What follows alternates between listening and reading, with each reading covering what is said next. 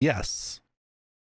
I feel like I say yes. What episode is this? This is episode 30 of Between a Rock and a Bald Spot. Are we over or under 52? We're like way over. Hell yeah. I can only count to 3. 30 episodes is kind of crazy. It is kind of crazy. Because that means we've recorded more episodes than we ever did for the D&D podcast.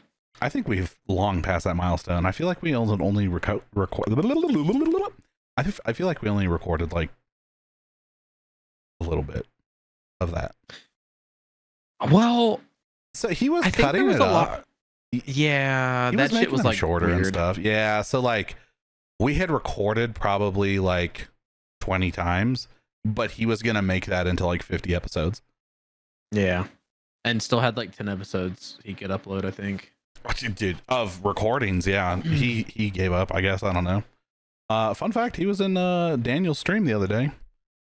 This is the other guy that we were doing the D&D podcast with. For those of you who don't know what we're talking about, but do know what the D&D podcast is. If you don't, oh well. I'm just waiting for one day to log on and that just be deleted. Same.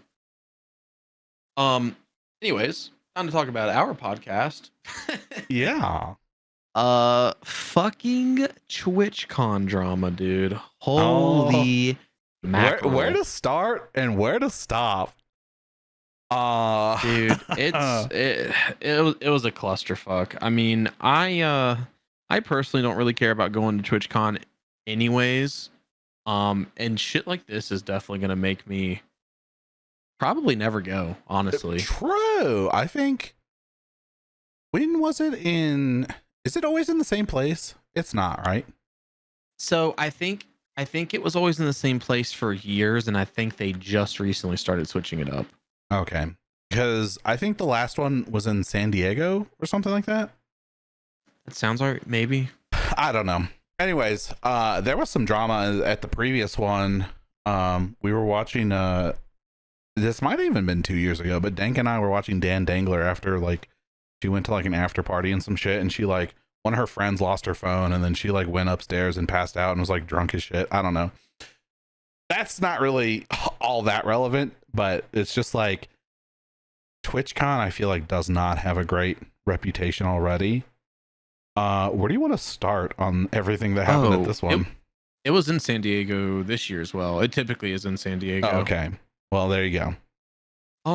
So I guess let's start with the fucking how do you pronounce name? Is it Amiru? Amiru, yeah.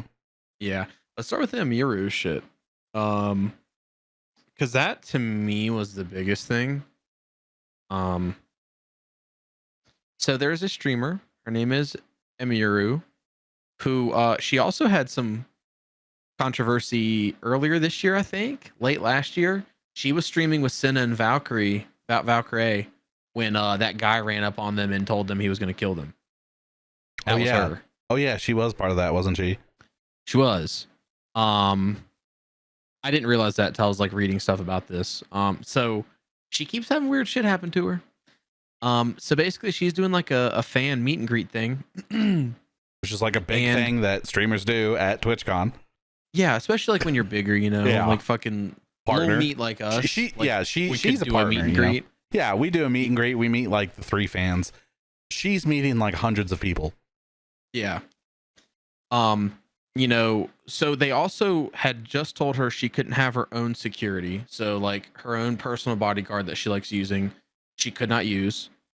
Well, he's banned. So fun fact, he's banned from TwitchCon because some dude tried to run up and like assault her 2 years ago or a year ago or something. And her bodyguard stopped that individual from doing that. He held the guy's arm until the police arrived, by the way. It's not like he assaulted him back and like fucking beat him to a bloody pulp. Exactly. He restrained him until police arrived. And so he was banned from TwitchCon. So she couldn't take her normal security detail with her. And some dude just ran up to her during her meet and greet and hugged her, I guess. He hugged her and tried kissing her. Yeah. and she was able to stop him from kissing. She shoves him away. The guy that was assigned to her for security finally comes up and shoves the guy. Yeah. And created some space in between them. But here's the thing: if this guy would have had a knife, he 100% would have stabbed her like 6 times before that fucking security guard intervened. Did you see the clip of where he gets like pushed away or whatever, and he had something in his hand?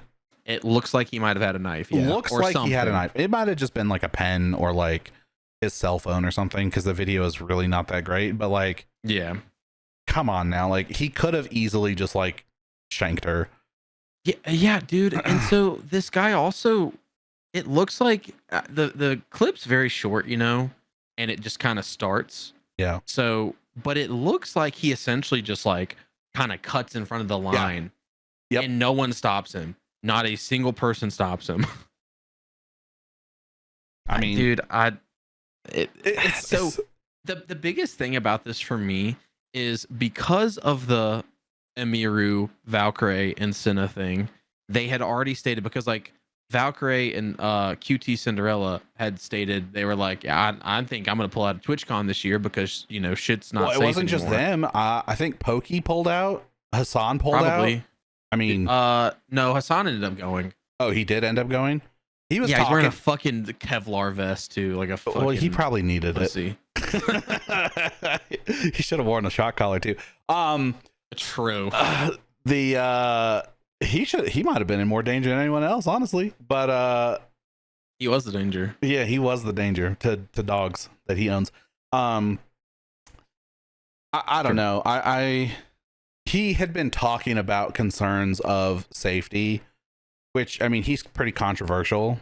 So, but I think for women, it's just more like, first of all, they have creepier people following them. Like, if a man is watching Hassan and doesn't like him or something, he's just gonna not watch him probably. But like, if a man's watching like a woman, he's usually like trying to like, I don't know, he's having like a parasocial relationship with her or whatever, and like hitting on her and stuff. And then if he gets rejected, he's gonna, not always, but they end up getting angry or upset, and they can end up being pretty nasty in person and all that. Even if the guy who ran up, if she rejected his advances when he ran up to her, like that could make someone snap too. Like someone who's gonna do something like that is already not in a good mental state. Because like, exactly. Just thinking you can even do that is insane. Yeah. So what made this so particularly upsetting is the fact that literally on just October 10th, Twitch responded to safety concerns. So you were right. Hassan had initially stated he was going to pull out or thinking about pulling out. So because of people like Valkyrie, QT, Pokimane, Hassan, and Asmongold publicly announcing they would not be attending, Twitch literally made a statement stating, due to an uptick in concerns from the community in a comprehensive statement, let's see, they stated that they were going to be ramping up security.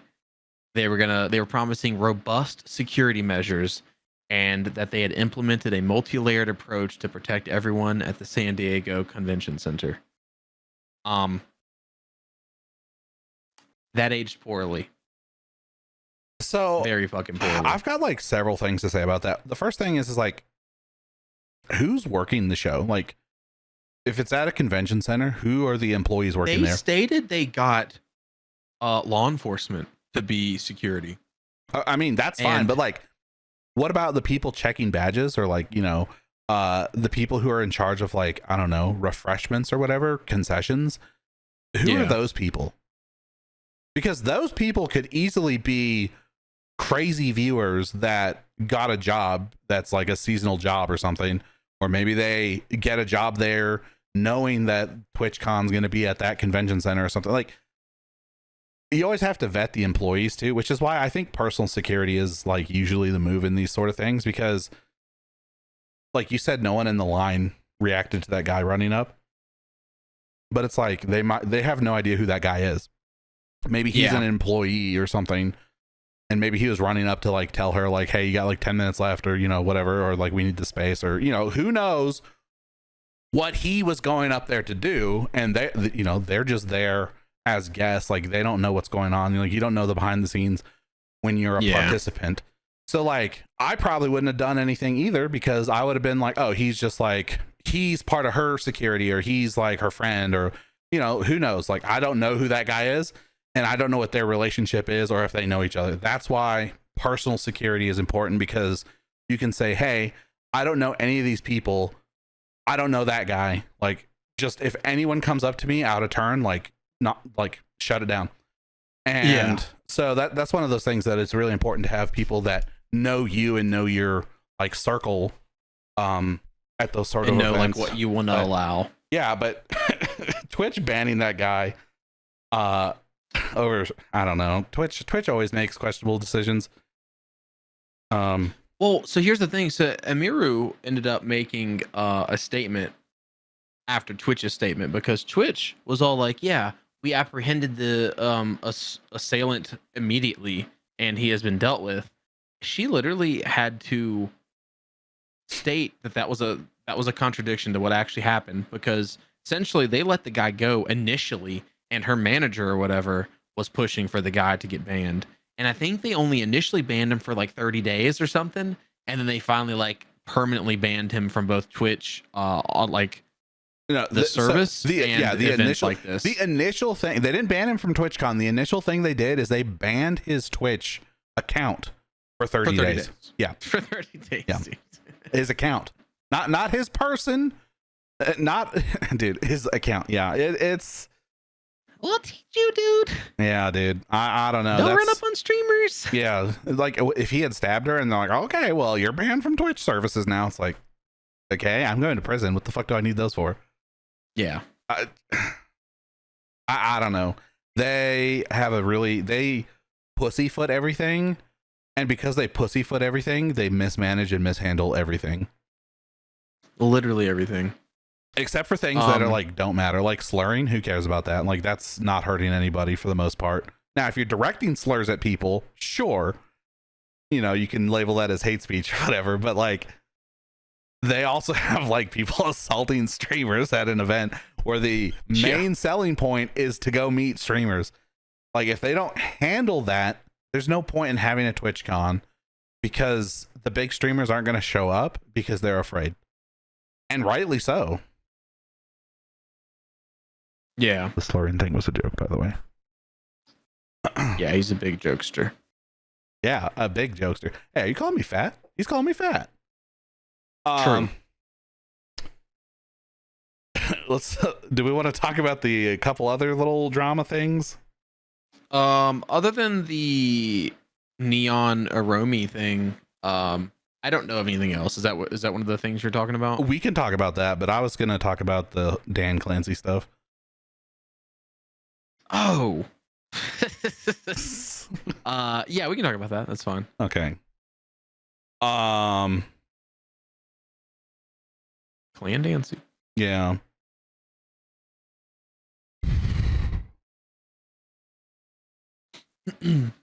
Yeah, he so that clip of him flipping that streamer, that was from last TwitchCon, I think. Oh, was it? Evidently. Okay. Oh, yeah, right. evidently. So the post was making it seem like it was from this TwitchCon.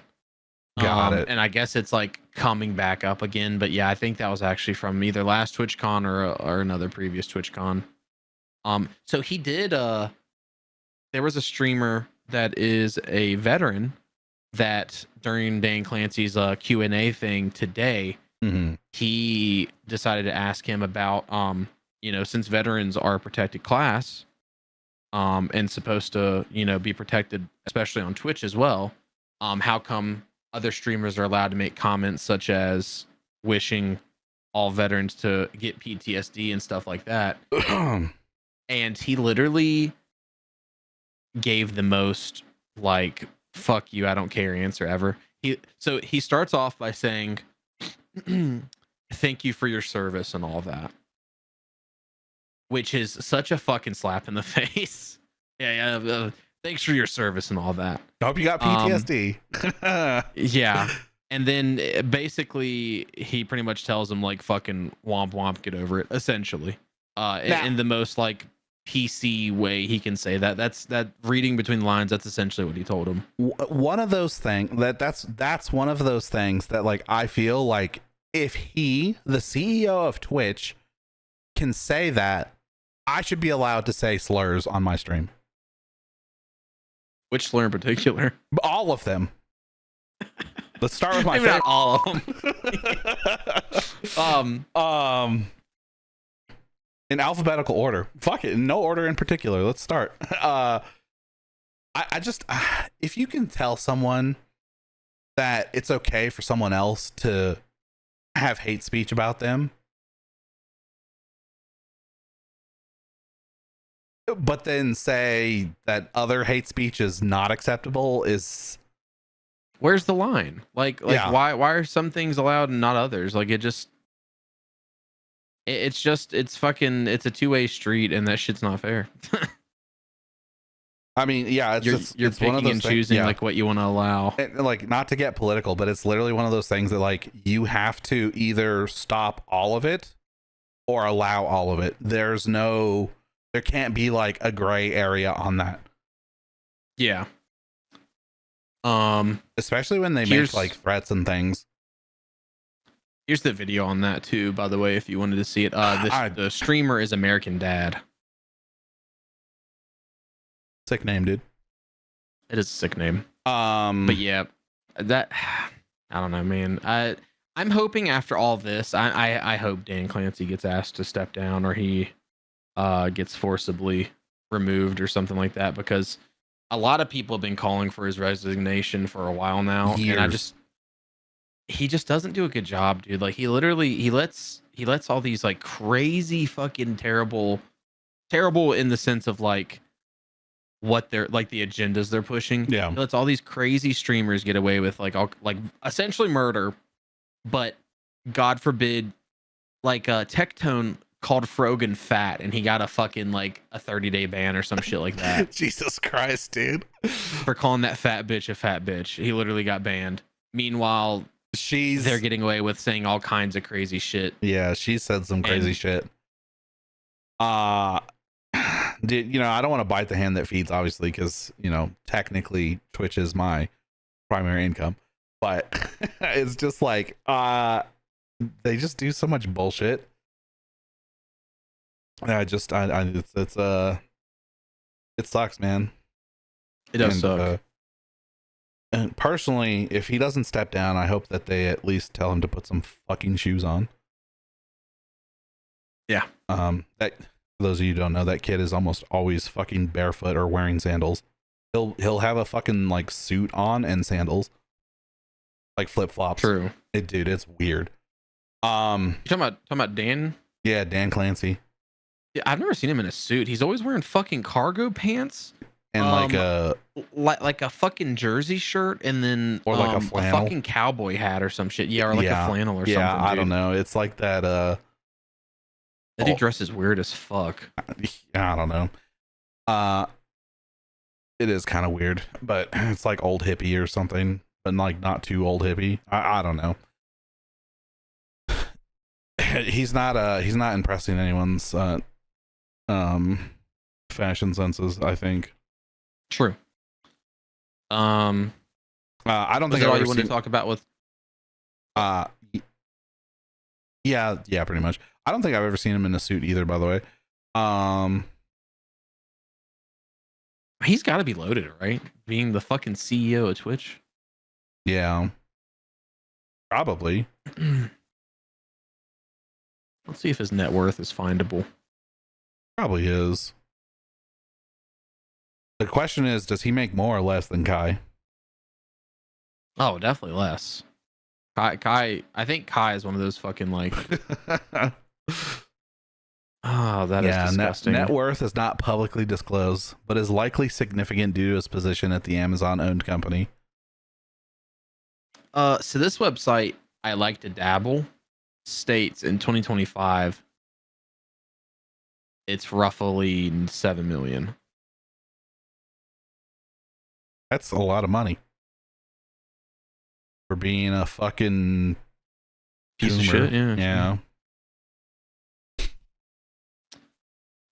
Yeah, dude. I still think about that fucking clip when he was like announcing the what is it, the fucking stories to Twitch or whatever, and he was like fucking like flipping through them, and it was literally like 6 or 7 e-girls back to back, and it's like, all right, come on, Dan Clancy, like all of them could be your fucking like granddaughter. Chill the fuck out. He was very sad about having to get rid of the bikini streamers. Of course he was. That's why they were able to fucking get away with that for so long. That guy, I don't understand how he's been allowed to stay in his position for as long as he has, but hopefully that'll change after this. This was like, this TwitchCon was a fucking kind of a disaster. I feel like the fact that they announced higher security and this level of shit still happened is it's laughable. So we'll see. Yeah. I mean, it's just like so many people said that they felt unsafe and then wouldn't come, and then they didn't, and then Emiru had that happen after she had a death threat on her, which who knows if this is the same guy or not at this point. Dude, that'd be crazy. I don't think it is. I don't think it is either, but that'd be crazy, though. Maybe he knows that guy. Like, you don't know what their connections are, right? And like, maybe he was inspired by seeing that guy. Or dude, literally. And it's one of those things that's just like, you don't know what these people are doing. You like the optics of banning her security and then something happening to her is really bad. It's really, really bad. And because he held some dude's arm and that dude had a boo-boo, like, because he did his job correctly, unlike them. Yeah, I don't know. Hopefully we can figure out a safe space for TwitchCon or for streamers to meet up. I feel like every time streamers meet up that I've ever heard of, there's some sort of fucking assault happening. So hopefully we can live in a day and age where that's not happening, but yeah, certainly not today. A group of like 10 or more individuals can fucking meet up and assault doesn't happen. I don't think it's possible. Dude. Well, I don't think it's possible, dude. Yeah, it's definitely seeming that way. On a higher note, let's talk Frozen 3. Oh, yeah. The movie guaranteed to be your favorite movie. No, I don't think anything's gonna knock K-pop Demon Hunters off my favorite. In terms of like musicals. Never say never. No. Okay, Justin Bieber. So Frozen 3 is scheduled to release November 24th, 2027, with production set to begin soon. Kristen Bell has confirmed that she has read the script, that the story is ambitious, and it might also span 2 films. So I don't know if Frozen 4 was already confirmed, but that basically is alluding to that there's going to be a Frozen 4. So when Frozen 2 came out, there had been talks about 2 sequels post Frozen 2. Because so that's like Kristoff and you've seen it, right? Yeah.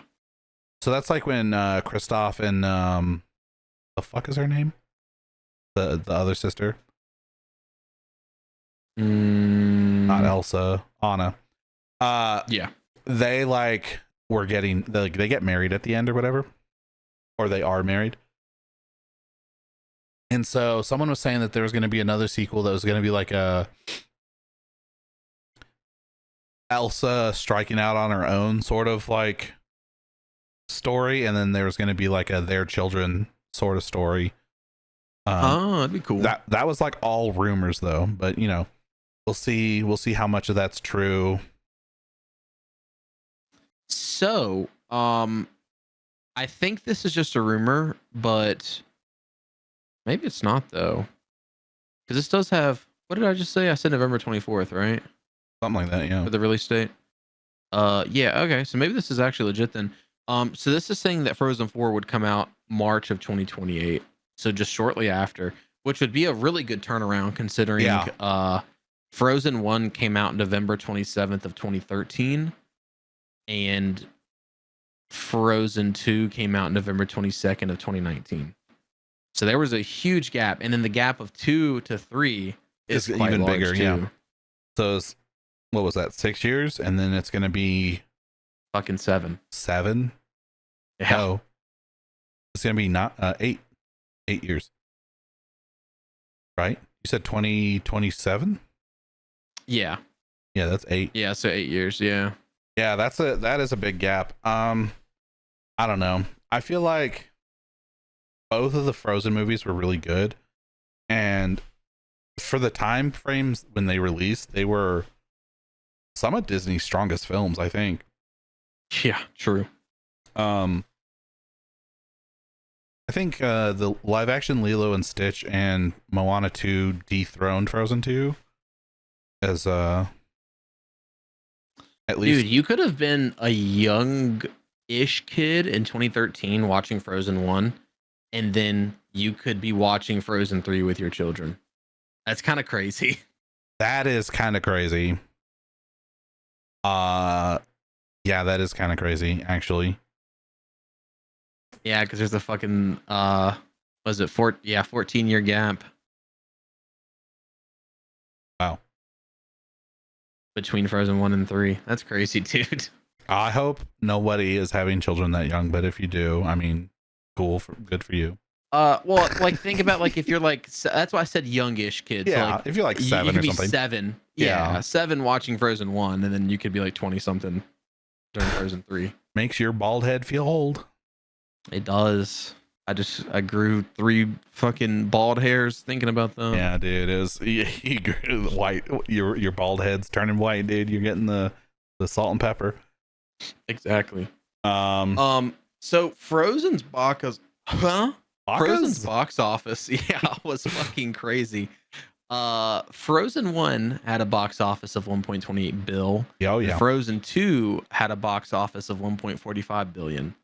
Until pretty recently, Frozen 2 was the highest grossing animated film. Right, because I think didn't Moana 2 knock it off? It did not. Moana 2 didn't. has fallen short. Yeah. Damn. So I think it was The Lion King passed it. Okay, Lion King. Inside Out 2, which is probably what you were thinking about, passed it. Maybe. And then Neza 2, which is a 2025 Chinese 3D animated adventure fantasy action film. Inside Out 2, Lion Never King. even fucking heard of that movie. But I mean, if you even put it in terms of just Disney films in general, which, you know, they own Marvel and Star Wars, it's still 7th. You know, it's got the Avengers ahead of it. It's got Avengers Infinity War, Avengers Endgame, and Star Wars Episode 7, The Force Awakens, all above it. It's just kind of incredible. It actually is right above Age of Ultron also. So, like, you know, not just even in animated films, but in regular films, it's up there. Yeah.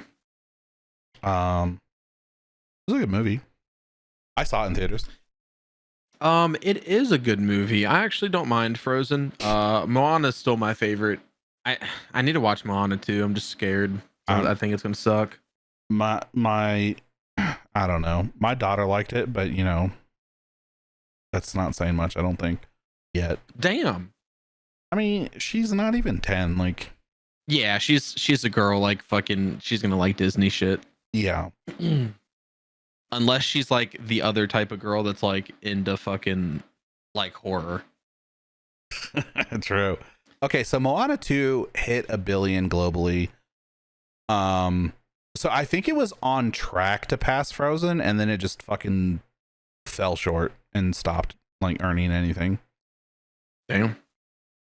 Because people were saying that it was like Disney's next big thing or whatever, but I guess it just didn't make it. Yeah. That's so much money for a fucking animated movie. And then it's kind of cray. They followed Moana 2 up with Snow White, by the way. Fucking Jesus. Disgusting. Last movie topic. Sleeping Dogs is getting an update. The movie, obviously, because we're Right. movie topics. Right, exactly. So Movie Sleeping based on Dogs video game. had true. It is based off of a video game, which is a spiritual successor to another video game. Which I think was based on a book or something. Oh, it was true crime? Ah, that's funny. So Sleeping Dogs the movie has been revived by Simu. I don't know how to pronounce his last name. Is it Liu? Simu Liu? Spell it? Anyways, the guy that Liu, the guy that plays Shang-Chi. Sure, that sounds right. So he is going to be producing and also acting in the movie. He will be the main character. Fucking what's his name? I don't remember. So there was a version that actually just got canceled early 2025 starring Donnie Yen. And I think Donnie Yen would have been fucking pretty solid in that, honestly. That kind of sucks his version got scrapped. I liked the Sleeping Dogs game. You played it, right? Yeah, I played the first two, yeah. Wait. I Yes. played let me change that. I played True Crime. Okay. I So, never I did played- play I- Sleeping Dogs. Oh, dude. So Sleeping Dogs. So True Crime, Streets of LA and Streets of New York, they had like, fighting combat and like they were driving games and like you're a cop or whatever. So this one takes place in Hong Kong, I think. It's somewhere in Asia. And they changed up the combat. So the combat has like a free flow combat system that's like the Spider-Man game from PlayStation. Okay. Or like the Batman Arkham series. So it was really fucking good. There's like environmental takedowns, there's melee weapons, and like you're just using martial arts to fight people, or you could, use your guns, but the game was pretty solid. It had the story was like the gameplay is kind of where it was shining. But I'm just kind of hyped that there's actually a movie coming out because hopefully that'll spark maybe a revival for the series because the game sold pretty poorly, at least initially. Like I think now it's doing okay, like after so many years and like the remastered edition coming out. Because on PC alone, it sold 3.7 million units, according to market data from Sensor Tower. I mean, that's pretty good. It is pretty good, but I mean, but it's not initially amazing, it was but like yeah. Initially it was only like 1 million units, and Square Enix dubbed it as a fucking L. Square Enix. L. Yeah, those kids are fucking stupid. Okay, so I looked it up, and the game True Crime may not have been based on novels. However, they got sued by an author claiming that Nicholas Kang, the main character of the first game, they got sued by novelist Robert Crace, who said that True Crime is substantially similar to the Elvis Cole novels. Dang. And he accused Activision of copying protectable expressions and sought an injunction to prevent Activision from shipping the game for an undisclosed monetary damages. What a fucking loser. Damn. L loser?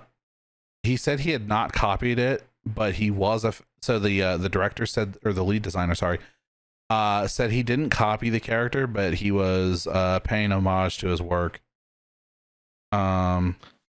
Imagine paying homage and then the fucking guy's like, fuck you, kid, you're stealing my shit. Yeah, so when I said it was based on a book, I guess I was just remembering that the fucking novelist sued them or something. It's been a while since I've really put any thought into it, but yeah, hopefully Sleeping Dogs can perform well, because I did like the True Crime games. And I've always kind of liked that, like, not necessarily like it's like mob crime, but it's like the triads or like the Yakuza, yakuza yeah. or stuff like that. Like the more Asian sort of like organized crime has always been really interesting. So I like that sort of like genre of exploring those groups. You should. Yeah, dude. Right now, you can get the definitive edition for $20, and I bet you can buy a CD key of it for like fucking 15 or 10. You Hell should yeah. potentially play that at some point because it's actually really solid. Didn't Goose stream that recently? Sleeping Dogs? I don't think so. She played Yakuza. Yeah, she played something else. Maybe it was something like a dragon. Yeah. So Like a Dragon is That's a Yakuza game. Okay. Yeah. I don't know, dude. Does this make me racist? It does. Since you're mixing up the Asian games. Well, I said triads and you said Yakuza, which are two different countries, mafias, basically. They typically war with each other, though. That's fair. I'm gonna see if I can find a fucking CD key of the PC version. There was a lot of interest in like that sort of like Asian crime in Hollywood in like the early 2000s, like like Tokyo Drift, Rush Hour. There were a couple other movies that were like with you need a bad guy organization or whatever, but you're based in LA or San Francisco or something. You're not going to use the actual mafia. You're going to use the Asian gangs. Yeah. I think there's even an Asian gang in The Dark Knight. Oh shit! Fucking Humble Bundle has that shit for $3. I'm gonna buy it for you. Hell yeah, he's gonna buy it for me, guys. I'll say I never did anything for you. I'm gonna use my fucking Humble link. Yeah. Hell yeah, dude. Do we want to talk about the next topic? Fucking, I want to talk about shit, bitch. Damn. All right. Well, I'll just stop the recording right now. Bye, guys. This was episode 30 of Between a Rock and a Bald Spot. Good night, chat. Yeah, chat. Damn, I'm not logged into my fucking Humble Bundle anymore. Is this really what you need to be doing right now? Yes. Damn, I gotta buy this game for you so that way you can start playing it. Yeah, I'm gonna start playing it right now before the podcast ends. So, Escape from Duckov released, which has been I don't know if I'd say highly anticipated, but I mean, yeah, it sold over 500,000 copies. That's actually insane. In its first like day of release. What 2 days of release. What was the Duck Rust game we played? Also, is it by the same devs or is it someone else? It is not. That's also what I was wondering. I asked Hayes that. Yeah, that's interesting that it's different developers. People like ducks. I don't know when the duck obsession started. Probably Daniel started it, if I had to guess, dude. He'd be quacking all the time, so everyone's like, yeah, dude, ducks. Because exactly. Ironically enough, in our creators, there's like some duck stuff going on. Anyways, going back to Escape from Duckov. Yeah.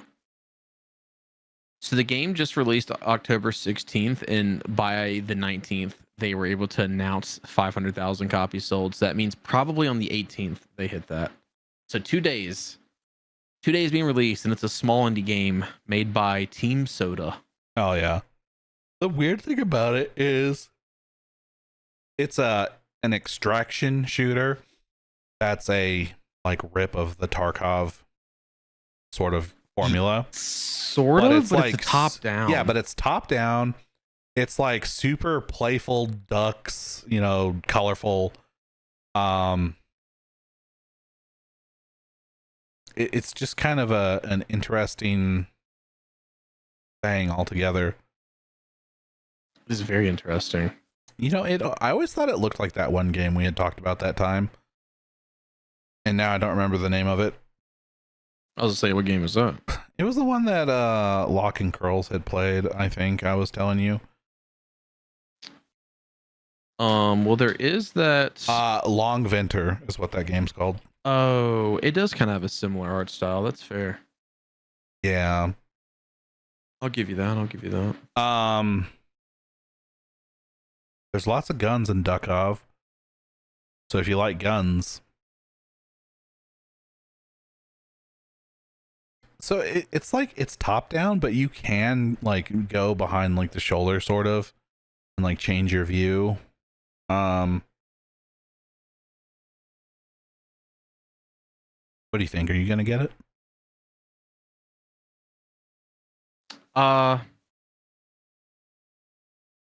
No, sir, I'm not. I feel like it's the Tarkov for people who like Hotline Miami. Yeah, That's quite literally. That's how I feel about it. Or if you like ducks, I guess. I don't know. Yeah, or it's like kind of reminds me of Project Zomboid. I don't know. Hayes and Cold were playing it today. I don't know. That looks a little too like playful to me. I don't know. Like I never really got into like Goat Simulator or shit like that. Like I don't know. It's a little too like not serious, which like I think there's a time and place for that, and like sometimes those are fun, but not all the time. Like I don't. If I got that for like $5, I'd probably play it and play it for like a weekend. Yeah, it's just like But I don't think I'd want to pay like 15 to 20 bucks for it. it's like a parody game, you know? Like Yeah. it's kind of fun to be like, haha, that exists or whatever, but it's not something that it's like it's not gonna be your main game. You're not gonna drop Tarkov to play Escape Duckov. from Duckov. Yeah. Exactly. So another controversial release. I guess not release, but Arc Raiders had a server slam this weekend, Oh yeah. and I did not partake. Our dearly departed Daniel Zeroni did partake in it. I downloaded it. Fuck yeah, this guy downloaded it to never launch it, and guess what? It is not live anymore, I don't think. It said the 19th. I don't know what time zone though. Shroud was on there like 2 or 3 hours ago. That doesn't mean anything necessarily, but just True. Shroud was Summit is on it still right now. So So as of right now, while we're recording, Summit is playing it. It's a server slam. Summit. They were trying to get as many people on as possible to test their servers. I don't know that they'll ever have that many people on ever, since they are charging money for the game. Yeah, it peaked at 189,668 players. So it peaked pretty high. It releases in 10 days. How quickly can you do server work though? Because here's my thing. I don't know. Are they gonna be able to like beef up the servers in 10 days? If they just need to buy more servers, I'm sure it's fine. Yeah. But yeah, I don't know. So what did you say the peak was? 189,668 on Steam. That's not bad. On Steam, the peak for the finals, which is Embark's previous title, is 242,399. So about 60,000 more. Yeah. And that's their peak, all-time peak For the released game as well. Yeah, but the thing is both are free in this instance. I don't know how that's gonna translate once it comes out, because they're asking $40, which, you know, that's not expensive. It's much cheaper than a $70 game, obviously. Yeah. But at the same time, their previous title was free to play. It sure And was. you know, I get it. They want to make some money. They want to have some stuff, but My main concern is that it is a niche genre that not a lot of people are into. And it's not exactly easy to get into. Like, a lot of casual people don't want to play something serious like an extraction shooter. They'd rather play Call of Duty, where if they die, it doesn't really matter. Oh. Yeah. Damn, I can't stop yawning. So I don't know. I'm interested to see how it's going to do once it launches, because it's coming out in what, 11 days? Yeah. They are going to potentially have a flop on their hands, and I don't know how much I want to say is timing of their release and how much is the price point of their game. Even dropping it to like $20 could make a huge difference in their sales. Yeah. Like a huge fucking difference. Yeah. And as far as the longevity of the game, I don't see this game. So the finals is basically dead. The peak I just saw was like 10,000 for 24 hours. Which I'm assuming the peak on the finals is lower because people who are playing the finals are going to be playing Arc Raiders this weekend because they are wanting to try the new game from Embark out. And I think they were even advertising in the finals the new game, which, you know, big brain. However, I don't know that all those people would play, you know? So the finals is kind of not really doing great in terms of player count. I mean, it's still got a respectable amount, like 10,000 is nothing to sneer at. It's no Marauders player count for sure. True. But I don't see Arc Raiders lasting a long time. And there was a lot of hype for it this summer, like in June and July. A lot of people were really excited for it. Everyone was saying it was really good. And I think its initial release date was in September. RIP. But maybe I'm mixing that up with a marathon. I looked it up and everyone's saying October 30th. Okay, so it was in April. It says it got a lot of love, but Arc Raiders was absolutely not ready to release after its popular April playtest. Says design director. There were some bad bugs. So they're saying the game wasn't ready during the playtest in April, which is fine. You know, it's fine that it wasn't ready then. However, I feel like there had been a lot of hype for it, and they missed the ideal window to release, and now Battlefield just came out, Call of Duty is about to come out, Pokemon just came out, and like, I'm not saying that all of these audiences overlap, but there's a lot of big titles that release in quarter 4 of the year, and to compete with those with a game that's like basically your second game of your studio, and your previous game was free to play and now you're charging, but you're not charging AAA prices, like, it's one of those things that, like, it's a niche genre.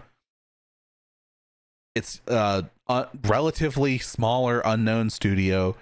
You're charging money for it when you previously hadn't charged money for it. Your release window time is just really weird. Like, there's a lot of like things that are just building up that I feel like this game's not going to do well, and that kind of makes me sad because I was pretty excited for it at one point, and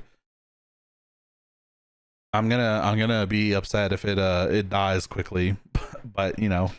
Yeah. Well, how come you didn't play during the playtest? You just didn't get around to it?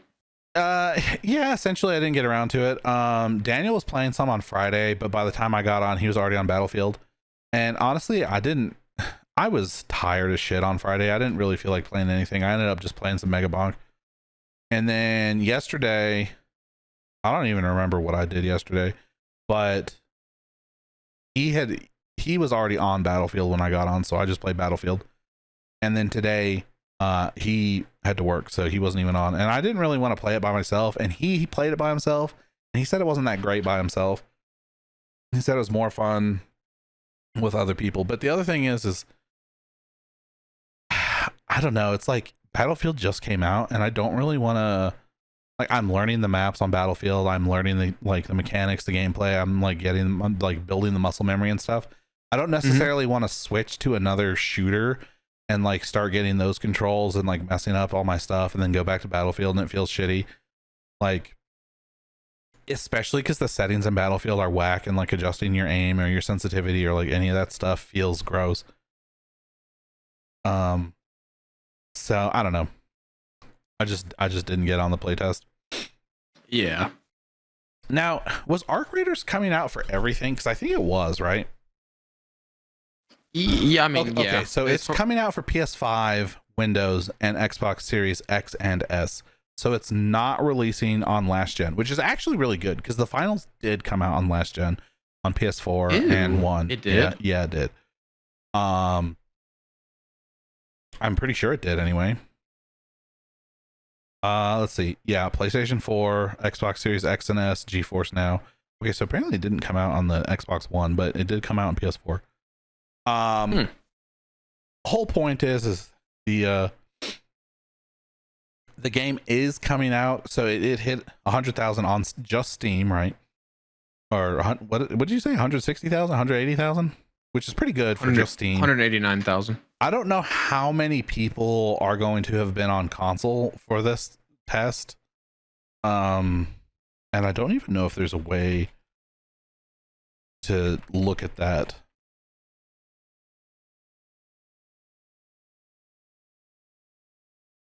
But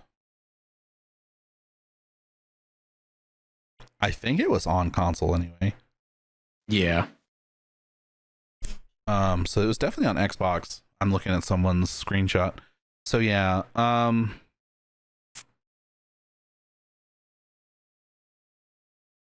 don't know. I feel like there might be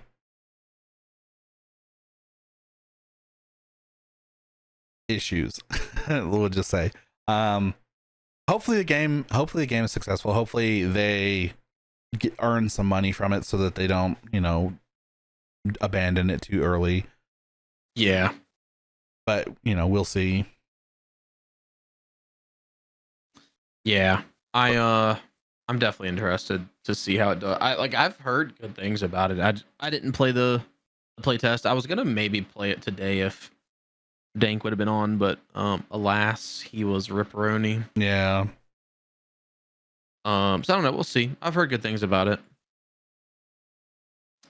Something I will be getting at some point though, Pokemon ZA. Hell yeah. That finally released. Pokemans.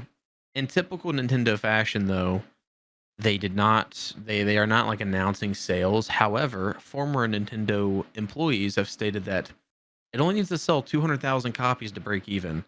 And it's Nintendo, so it probably sold that in the first 10 minutes of release. So yeah. The good news is they probably made their money back already, I'm sure. It is, however, getting horrible reviews. That so the Metascore, unfortunate. It is. It looks fun. I was watching Goose play some. You've been playing it. Yeah. I'm gonna get eventually. I'm still just in the middle of playing through like Assassin's Creed, and I still have Sword and Violet to play before I think about buying a brand new Nintendo game or brand new fucking Pokemon game. But I will eventually get it. I will say there's a couple of things I didn't particularly like about it from the like pre-release stuff. I need to like watch Goose play some, or are you gonna stream it? Nah, it's too much work to get the fucking Switch set up so I can see it on the screen and stream it. This is one of those things. It was surprisingly easier to do on a one PC setup. That makes sense. The main issue is the audio. Yeah. The audio, if I move the Go XLR to be on the other PC instead, it would be fine. But I just haven't done that, and I don't really feel like doing that. It's gonna suck because when GTA comes out, I'm gonna have to fucking do that anyway. Yeah. But you will have to also. So yeah, I'm hoping I can figure out fucking my issue with that shit. I need to ask Dank I wonder, because I have like the internal capture Right. card. I wonder if it's worth getting the fucking external one if I would stop having that issue. Because yeah, I had to jump through some fucking hoops to get my shit to actually capture I'm running out of everything. USB ports. Dude, that's honestly kind of fucking fair. Keyboard takes guess 2, mouse takes 1. I mean, I guess the mouse is plugged into my keyboard, but mouse takes 1, Yeah. keyboard takes 2, the camera takes 1, the PC to PC takes 1. Like, if I'm hooking a console up, I mean, I'm unplugging the PC, obviously, but then it's just a whole thing. Streaming woes. Some things are better on a single PC setup, and streaming a console to your PC is just one of those things. Yeah. And then if I move the audio over, the Go XLR is going to be taking up USBs too. So it's kind of like I'm running out of USB ports. That's true. So I guess I need to fucking count my fucking chickens before I go crossing that fucking road. Yeah. Yep. But yeah, so I'm looking at Pokemon Legends right now, and on Google, the Google reviews, it's got 2,100 reviews, 2,183 to be exact, and it's sitting at a 2.2. Jesus Christ! Out of 10? No. It's a stars. Out of 5. So it's out of 5. Okay. Okay. But yeah, 2.2 out of 5 is not great. That's like a 40%. Nintendo Life, which is a Nintendo magazine, basically gives it a 7 out of 10. Yikes. Metacritic though has it sitting at an 80 for their Metascore. However, user score is sitting at a 4.6, which I don't know why those two scores are different like that. Why one is out of 10 and the other is out of 100. But so it's 58 critic reviews, it's sitting at an 80, and then user scores, it's based on 1,300 user reviews of 4.6. So I don't know. My big thing is I want to know how many of the reviewers are playing on a Switch 2 versus a Switch 1, because the game did come out on both, and there is a Switch 2 upgrade, right? And yeah, so the Switch 1 is how old now? 9 years, something like that? Yeah, I guess old. It is, isn't it? Dude, it's God old. Bless, yeah. It's like 8 or 9 years old. Maybe it's only 7. I don't know, but it's old. This game, people criticize it for being like really too simplistic, or the graphics not being good. Or I saw a video of a guy walking up to a window and there's a reflection in the window, and it's like a reflection of a skyscraper, and then he turns around and there's nothing behind him. So the reflection is just like a rendered graphic on the window, but it's not actually a reflection, right? Which reflections are kind of really good. Reflections are kind of new, and they even right now are like really difficult to even do, and a lot of games take shortcuts and do like foggy reflections and stuff. They were actually much easier to do when there was less going on in games, less lighting and less lighting effects. So like in PlayStation 2, it wasn't that bad to put a reflection in where you're looking at yourself, right? But yeah, now with the way graphics are, it's a lot harder. There's some other things, like people are looking at the building details and they're like, oh, this building has just like pixel, like it's just like a flat surface and then everything is pixels. And they're like, oh, this looks like terrible. There's no texture to the wall. Like there's no actual texture. It's just like art, like pixel art. And like to a degree, I get that. But I haven't noticed any of that stuff, because that's one of those things that like, if you're looking for it, you'll find it. But if you're just playing the game and enjoying the game, you're not going to ever notice that stuff, because that stuff looks good enough that in the corner of your eye, it doesn't need to look perfect. Right? Yeah. So, but I do see a lot of criticisms like that. And then I saw another criticism where someone was talking about the draw distance, where they were standing on like the corner of a building, right?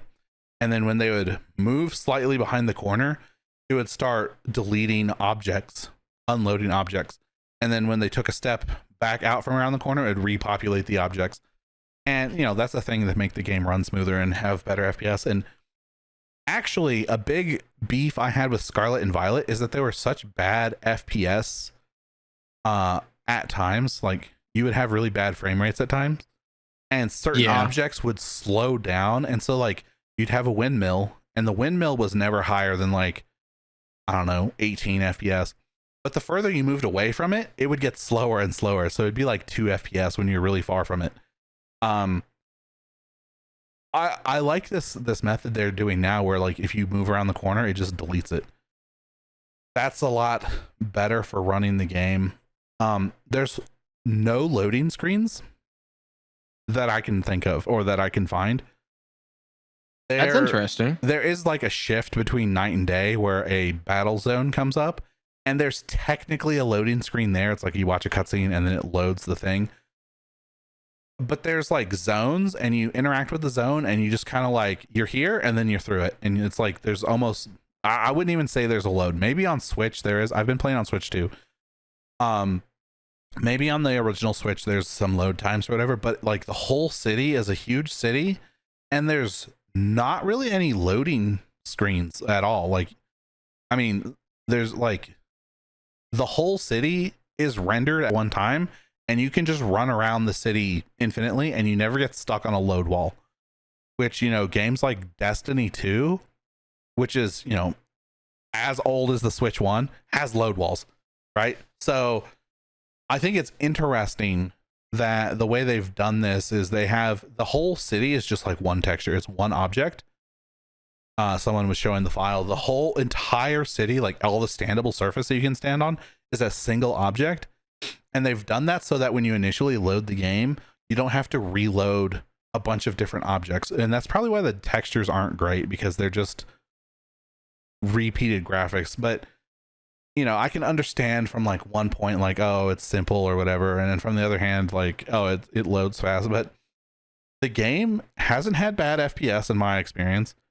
I haven't had any frame drops or anything weird like that. There's no load screens. Like, I think for the hardware, it does a pretty good job. But because it was developed on Switch, it's always going to have some shortcomings, just because it wasn't developed for the newest console. Yeah. On top of that, in terms of like gameplay, I've put like 10 hours into it. I have barely progressed the story at all. Goose played for like 8 hours or something when she streamed on Friday, and I'm like just barely ahead of where she ended. I have been getting sidetracked exploring the city and doing side quests and doing all kinds of random shit. And I mean, she kind of was too, but like, it's Pokemon, and they almost immediately take the reins off of you and just let you go wherever you want. Which is kind of cool, because Scarlet and Violet did that too, and not a lot of Pokemon games do that. A lot of them hold your hand for too long, and they don't let you go get your ass kicked. Yeah. So it's kind of refreshing that you can go basically anywhere in the city. I mean, I'm sure there's some movement tech I don't have yet. I know there's like a glider or something I don't have. So it'll be interesting how much of the city that opens up, or like what sort of things. And then there's certain moves, like there'll be boulders blocking your path that you need a move to break. That's typical Pokemon formula stuff. But there's other things that I encountered where I was like, oh, well, I need a move to break this, but I don't know what move to use. And then I just tried a couple, and then one of them worked. And it's like, oh, okay, you can wash these away with like a water attack, or you can burn these brambles with a fire attack. Like that sort of thing is really cool, because that's never been in previous games. You had to usually get like an HM or a TM. Like you had to get gym badges to be able to progress into different areas and unlock new areas. And this, it just seems like if you've got the Pokemon that knows the move, like you can pretty much go wherever. So that's kind of cool. There are no gyms though. So if you are into the gyms, you know, this is like a spin-off mainline game. It's not a mainline, so there's no gyms. There's no Elite Four.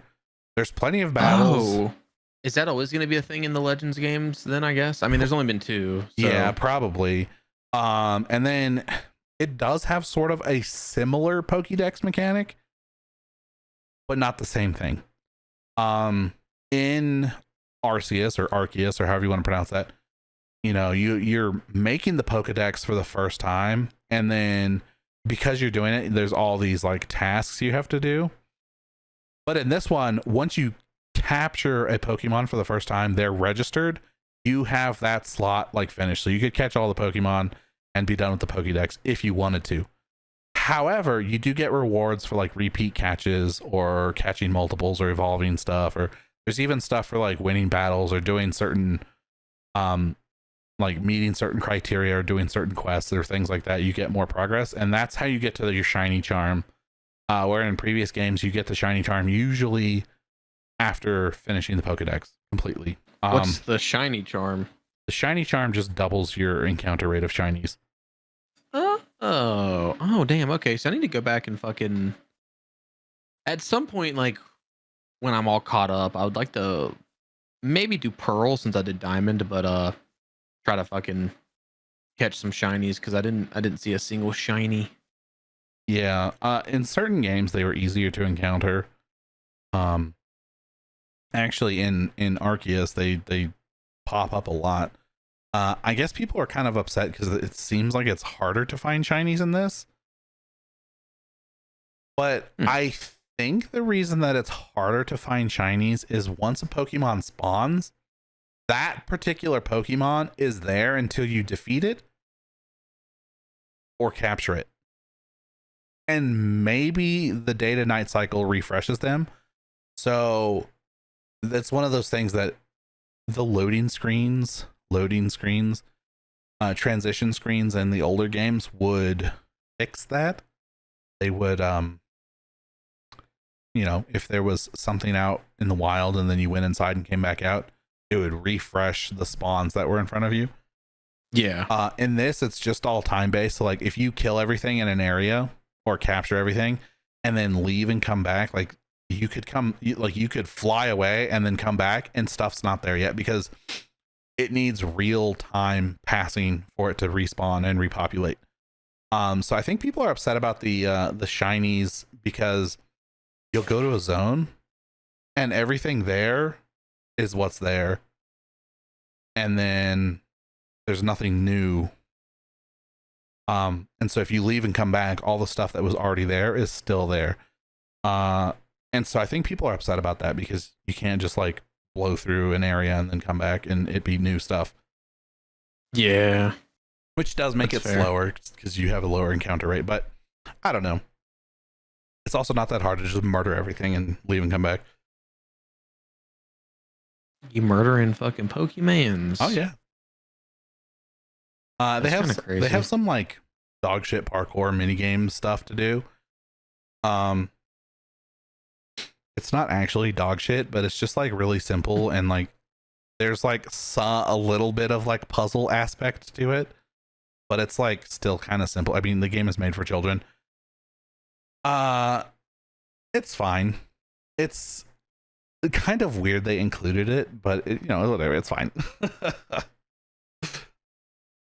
It's unfortunate the reviews are not favorable though. Yeah, well, so it might have been cooked from the start because a lot of people have been really upset with Pokemon games. Probably the vocal minority because, you know, they still sell fucking probably hundreds of thousands of copies. But a lot of people have been really upset with Game Freak because like they put the absolute bare minimum in and churn out games, and they're buggy and like hardly ever new like mechanics or whatever, and like the graphics are shit. And so people are like really getting fed up because it's like this game actually has like new mechanics though. It's kind of funny. It does. That's true. Well, I mean, it's like still your basic Pokemon can only know 4 moves. That's like a canon thing, by the way. Yeah. And then like, but the way battle works is more dynamic. We're still not like really dynamic, but it plays a lot more like Final Fantasy 12 than like Final Fantasy 7. And so in that regard, I think that it's come a long way. Again, it's not a mainline title, it's a spin-off game, so expecting mainline title out of it is maybe disingenuous. I'm not saying that Game Freak doesn't deserve some criticism for not making a better game, but it's like I said, I feel like when you're developing for the Switch and trying to make something that's relevant, like there's not a lot you can actually do because the Switch is just such a weak console. Fucking wiki deaky.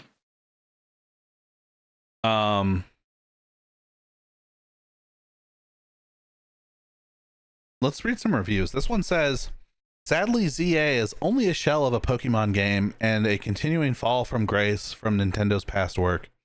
It's honestly heartbreaking to see a lifelong fan who has always bought into every single game, including both versions. It is similar to Legends Arceus in name only. Seems the title has been used purely to sell the game, which is a slap in the face for Arceus fans. This person left a 1-star review, by the way. Game is a 4 out of 10, but rating it less due to Nintendo being intentionally cheap and holding out on making good games again, which is valid. You know, not only is Nintendo not willing to like push the envelope or push the mold or break the mold or anything like that, they actively try to snub out their competition, like with their whole lawsuit with Pocket Pair about Pal World. Yeah, it's shitty. Yeah, and like Mario games are always the same formula. Like it kind of sucks that they're scummy like that.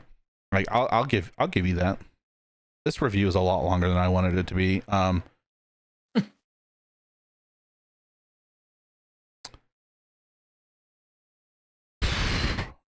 This guy has a lot of criticisms. One of them is alphas are way too hard, which actually that's a good thing. Most people complain that Pokemon games are too easy. I like the little bit of difficulty that I was running into. All right, this person also left a 1-star review. It says, don't buy unless you can get it during a sale or secondhand for $30 or less. Okay. Buildings look ugly, lifeless, and colorless except for the interiors, which most of the game is outside, so I don't know what they're talking about. I've been in like 2 buildings total. That's weird. Yeah. Yeah, it says when you're spending most of your time outdoors, that's kind of an issue, is that the buildings are ugly. It says the tutorial is very hand-holdy, baby down even more than Let's Go Pikachu and Eevee, which it was, but it was much shorter, I think. And then once the tutorial ends, you have like free reign to do whatever. It says the story is boring. I don't know. I'm not that far. I haven't made a decision on that yet. Character animations are bad. Okay, maybe. Too many real life elements that remind you of the real world when video games are meant to provide escapism. That's like such a subjective thought about that. I don't need a video game to look wacky and zany for me to enjoy it. Yeah.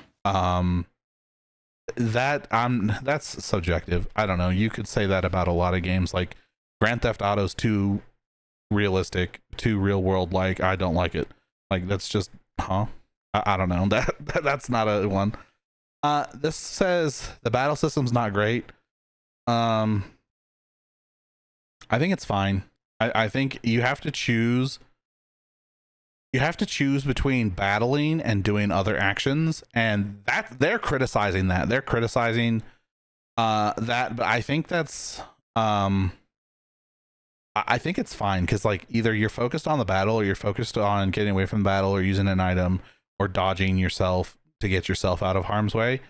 I think like basically your 4 options are: you command your Pokemon, you use an item, you yourself dodge, or you run away or like place yourself. I think that the battle system's fine. It's a spin-off. It's a new take. I will say it's kind of like Pal World's battle system. That is so funny.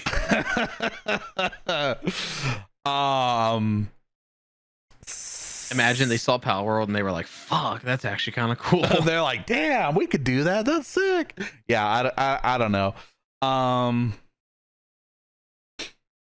This person says that there's mandatory quality of life features with parkour that are missing, such as you can only climb upwards, but you can't climb on boxes of the same height, which, like, you know, that's a thing, but it's like, you know, it's whatever. It is whatever. It's true. They said there's no side content, which I feel like there's kind of a lot. There's like 4 main quest lines that you do. So I don't know. I think that's fine. They're talking about the customization not being that great, which their main concern is that the hair colors aren't good, the hairstyles themselves are limited and do not feel unique, and facial customization took a downgrade from Scarlet and Violet. And on one hand, I see that, but on the other hand, like, how often are you looking at your character? I think there's a lot of customization in the game, especially considering in older games, you didn't get to customize your character at all. Yeah, it's kind of a weird. Well, I don't know. I guess though, like when you have previous editions, it's kind of like GTA. Like GTA would like introduce something cool, like San Andreas added like all that cool, like almost RPG-esque fucking mechanics, and then promptly removed them for GTA 4. Like, so, like working out and exercising, or eating and getting fat, or what else did they have? They had the gang turf wars, I guess, technically. Yeah, so some people really don't like whenever they do stuff like that, like if they have something in and then they take it away. Yeah. I don't know. I think it's fine because it's not like, you know, a sequel is a sequel. It doesn't have to have all the stuff plus more. I mean, in the perfect world, it would have all the stuff plus more. But like maybe some things people really hated or they just really didn't interact with at all.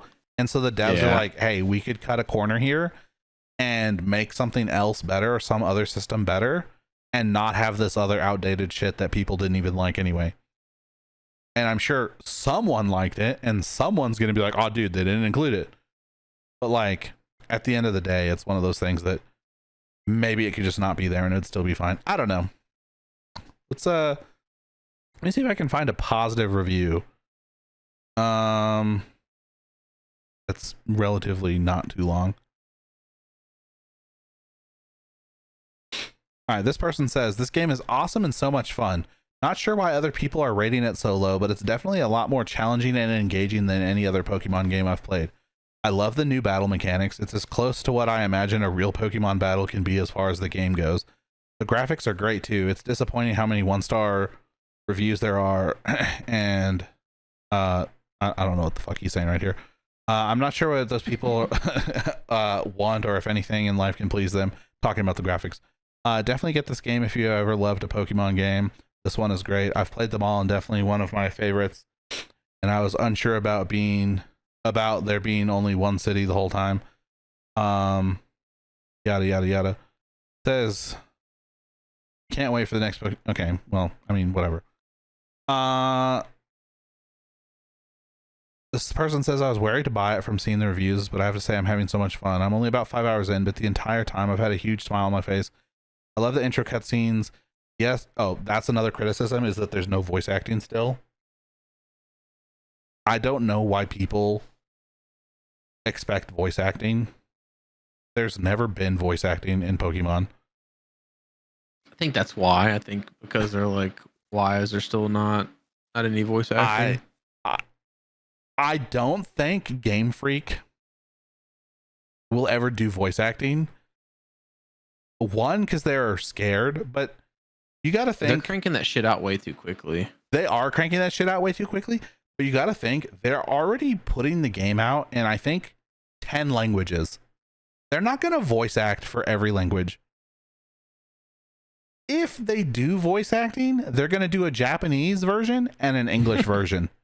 And if you speak Chinese, German, French, Russian, Portuguese, if you speak any of the other fucking languages that they put in the game by default that you can set the game text to, they're not going to have voice acting, or it's going to just default to the English or Japanese version. And that's what a lot of games do. Actually, a lot of game developers will have voice acting, and it'll only be English, or it'll only be Japanese and English. I think criticizing it for not having voice acting is just people are lazy, and like, I would rather have no voice acting than bad voice acting. Half the time, That's fair, honestly. half the time I'm skipping the lines anyway because I'm reading so much faster than they're speaking. So I don't know. That might be a me thing, and most people might not have that ability. But I can read really fast, and I outpace the voice actors all the time. So I don't know. Honestly, same. Yeah, I usually I find myself. So I also do this weird thing where like I almost start kind of reading too quickly, and it's like I'm not actually absorbing the information. Does that ever happen to you? I have done that from time to time, but it's like Daniel's biggest criticism of like subtitles, for instance, is that he doesn't like playing games with subtitles or watching things with subtitles because he reads so fast that he'll read what the person's going to say, and then when they say it, it's not as impactful. So he's the same way. He would rather read something than have bad voice acting happen. But at the same time, he doesn't want to have someone saying something and have subtitles on. So I don't know. But it's just one of those things that, like, when you read really fast, which pretty much all we do every day is read, because in the world we live in, everything is digital. We're just reading constantly. I understand. I get it. You can get reading fatigue and you just want to sit down and have your game talk to you, but maybe Pokemon's not for you then. Like, Exactly. there's not too much reading you need to do in terms of the story. You could probably just skip the story and play the game for playing the game if you like Pokemon. But I mean, just buy an older Pokemon, not that they're any cheaper. I don't know. We'll see how it's doing in a month or so. See if the reviews are still mostly negative. Yeah, anything else you want to say about it? Nah, I don't think so. Fair enough. I think that's about it for Pokemans. You need to, Crumbl review. yeah, okay. So I Shout guess let's go over last week's. Like, I'll give my review because did you even go? Nah, I was going to, but I just never ended up going. This guy's not even a fan of Crumbl. It's crazy. This is just the Ninjahitman Crumbl review. It's not even a duo Crumbl review. Oh, I'm going this week for sure. I've heard that one before. Yeah, true. So I got the Galaxy Brownie, the Pumpkin Square, the Strawberry Milk, the Peanut Butter Chocolate Chip, and the Brookie. God damn, this dude got everything. Just about. The Galaxy Brownie, I've had that before. Got it again though because it's pretty high up there for me. 9 out of 10 for me. Pumpkin Square. Is the Galaxy was a pumpkin? Before you go on to the pumpkin, is the Galaxy Brownie better or worse than a Cosmic Brownie, Little Debbie cake? I guess that depends on what you want. I mean, it has the little like chocolate chip sprinkle type things that the Cosmic Brownies have. The only acceptable kind of sprinkles, by the way. So like that was pretty like 1 for 1. The like icing frosting on top was like super minimal. Like I didn't even really notice it. But that's so the brownies are something Crumbl does really well. Even their like brownie cookie, like what this is. The Brookie. Yeah. So I would say it's better. Okay. Cosmic Brownie's like very fucking artificial. I kind of like that it's artificial though. Anyways, yeah, go ahead. Well, and so that's why I said that kind of depends on who you are, because like I could definitely see some people being like, no, the Cosmic Brownie's better. I personally, I don't know. Crumbl does brownies really, really well. So if they ever have a brownie type thing, I always know like I'm gonna try it just to see. Fair. The Pumpkin Square, that was also 9 out of 10 for me because it was pumpkin. I mean, it was a pumpkin cake with some fucking frosting. It was super solid. The strawberry milk kind of fucking sucked. To me, it didn't taste strawberry enough for me, and it was a cold cookie, and I typically don't like their cold cookies. It looked like it sucked. Yeah, I had high hopes for it, and it definitely missed. The peanut butter chocolate chip, I also had high hopes for this, and dude, oh sorry, strawberry milk, I give that a 4 out of 10. The peanut butter chocolate chip, I had such high hopes for this. I was really expecting it to be good, and I'll explain why it was not good. But I give that a 3 out of 10. I told you that one's not great. So it should have been good. So my issue with it, and honestly, had the peanut butter chips actually be the way I wanted them to be, it would have scored way higher. My issue with it was I don't even know if I'd say they burned it, because like the cookie was fine, but the chips made it seem like the cookie was burned, and that was fucking gross to me. That's just peanut butter chips, brother. I guess so, dude. I was expecting them to be like melty and gooey, and they were like chalky. It was so gross. Yep, that's why I don't fucking like those little shits. They're gross. Yeah, I would have been fine with that cookie if it was just chocolate chips in a peanut butter cookie. That sounds fantastic. Yeah, the peanut butter chips were definitely not the way to go. And then I got the brookie, 9.5 out of 10. That's always pretty solid. Yeah. So let's go over this week's cookies. All right, which I'm fucking hyped for. Hell yeah, me too. We're starting off strong with the. Let me fix this a little bit. Starting off strong with the Dubai chocolate brownie, everyone's favorite. I think this fad is kind of dead already. So maybe I will say, if you want to try this, go early every day that you can, because that's true. Last time they had this, that brownie stayed sold out by like midday every fucking day of the week. So if you actually want to try this, you need to try to go early, and probably early in the week if you can, but at least early in the day, because like every day they do like fresh batches and stuff. So I definitely recommend trying to go early in the day. It's definitely a fad cookie though, so like there's also a good chance that like nobody cares anymore.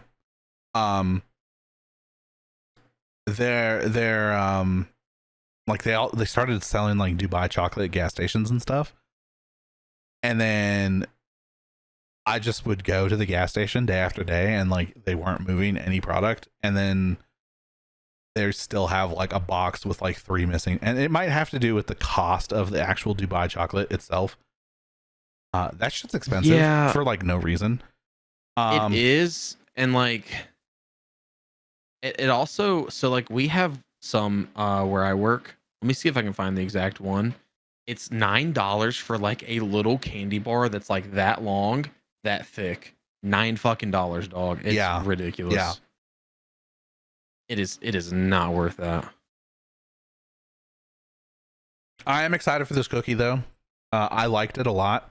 I got it as a mini, and I actually think getting it as a mini is ideal because it has like it's got the pistachio filling, right?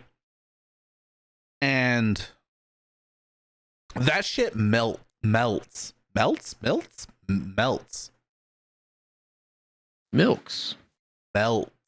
I don't know why that sounded wrong to me. Anyways, it melts. My New Mexican accent was coming out there. It melts, and I don't know. I think when you get the full size cookie, that shit's just gonna melt everywhere. Get the mini if you're gonna get, like, if you want, like, get a couple minis if you're not gonna eat the whole thing right away. Or if you are gonna eat the whole thing right away, get a full size one. I don't know. I'm not your dad. Ain't your daddy, boy. Exactly. Moving on. We have another spectacular cookie that I am so excited for. The cereal milk cookie. Soft cereal inspired sugar cookie brushed with a milky glaze and topped with vibrant fruity cereal. If you want to call these sprinkles, go ahead. They're not sprinkles, it's cereal. Looks like Fruity Pebbles. tastes like Fruity Pebbles. This is like a Fruity Pebbles Rice Krispie treat cookie. Looks awesome. True. Sounds awesome. Bet it's probably awesome. I definitely want to get one of these. It just looks fun to eat too, honestly. Then we have the Tres Leches cake. I don't know. We've had this a couple times before. I don't think I've ever actually ordered this, but I don't like Tres Leches. It's like cake that has like milk. It's like soaked in milk. It's moist. Sorry, I know some people are weird about that word. Moister than an oyster. I don't know. Tres Leches is fine. It's usually too rich and like decadent, but it's also like moist and heavy. I don't know. It's too much for me usually. If you're into that, cool. Sick. I don't know. But a cookies and cream cookie, which I feel like we had this recently. This looks better than it actually is. Sounds better than it actually is too. This is just like kind of a boring, not great cookie. You got one of these recently, didn't you?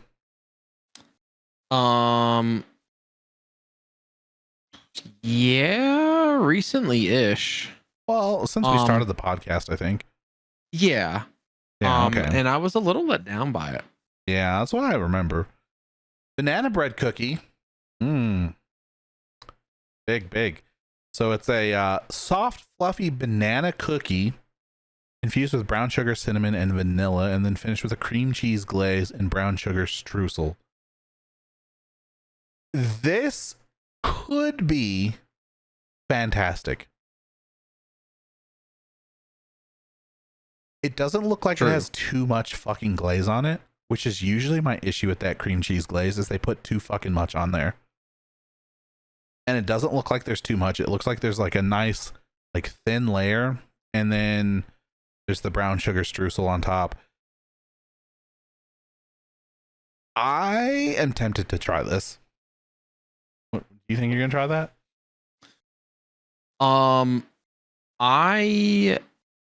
No. Damn. Mostly just because banana fucks my stomach up. Oh, I wish I could. I forgot if it about wasn't that. for that, I would. Is there banana on it? They might not even use banana. It's a banana cookie. They seem to use like real ingredients, so allergy. I'm at least not willing to. Allergy information. It contains peanuts, tree nuts, milk, eggs, wheat, soy, and sesame. Where's the actual ingredients? It doesn't say. I guess they don't want to give it away.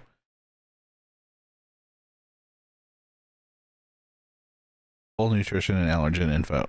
Brother, I'm not putting in my address. All right. Anyways, banana bread cookie. We don't know. Maybe there's banana in it. Maybe it's banana flavoring. He's not trying it. It's fine. Original M&M's cookie.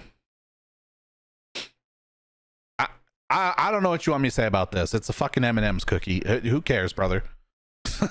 Exactly. The milk chocolate chip cookie. Oh, we forgot to mention the secret menu was technically still a secret menu last week. It just didn't have them on the map for whatever reason. My store had secret menu items. His store had secret menu items. Neither of our stores were on the map last week. True. I don't know. It's a glitch or something. Let's look at this week. Even less stores are on the map this week, actually. Somewhere in Moreno Valley in California on Eucalyptus Avenue, their secret menu cookie is the Dubai chocolate brownie. What do you mean it's the Dubai chocolate brownie? Everyone has Dubai chocolate brownie this week. Why is that's crazy? Why is their secret menu item a cookie that's already available this week? I wonder if that's a glitch because they're not supposed to be able to do that. I don't think. Could you imagine they just have double Dubai chocolate brownies? This one's got 3 different cookies. On Tuesday, they have the chocolate Swiss roll cookie. On Tuesday, they have the honey bun cookie. And on Tuesday, they have the classic pink sugar cookie in Olympia. Perfect. It's not letting me see my secret menu again. So yet again, it's saying I'm not having a secret menu. Yeah. So I wonder if it's going to be last week's cookies like it was last week. Yeah, well, mine wasn't last week's cookies. Mine was actually different cookies. I am wondering if maybe the secret menu updates later. So maybe by the time you guys are watching this podcast, the secret menu map will look different and there'll be more on there. Or maybe there won't be. I don't know. I don't know. You want to talk about the free games? Fuck no. Oh, so, yeah. All right, we're ending the podcast right now. So, on Epic, currently until the 23rd, you have Amnesia: The Bunker, which we did confirm is the newest game, and Samorost 3. Starting October 23rd until October 30th, you have Fear the Spotlight. Oh yeah, which looks interesting. I love that they're giving us scary games for October. That's a W. That's a major W. Maybe they're not great scary games. I don't know. I haven't played them, but they are scary games. Is that it? Just the one? Yeah, just the one this week, evidently. Okay. I mean, I think it's like not a cheap game. The Samorost thing is interesting because I think we got Samorost 1 and then we got 3, but did we get 2? Because I don't think we did. I don't know if we did or not. Yeah, I'm leaning towards we didn't. It's possible we did and I'm just misremembering. However, yeah. I don't remember us getting a 2. Maybe that's the ploy. I logged that game in the back of my brain. No, we did get 2. Okay, sick. Well, hopefully you didn't miss any. Maybe I just missed 2. Maybe I forgot to get on. That game came out in 2005. What the fuck? What the fuck? What the hell? All right. Any other free games? No? Yes?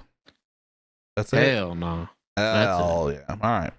We're going to wrap it up now. Dude, look at these fucking bags under my eyes. I'm tired as a bitch. Tired as a bitch. That's what I'm saying. That's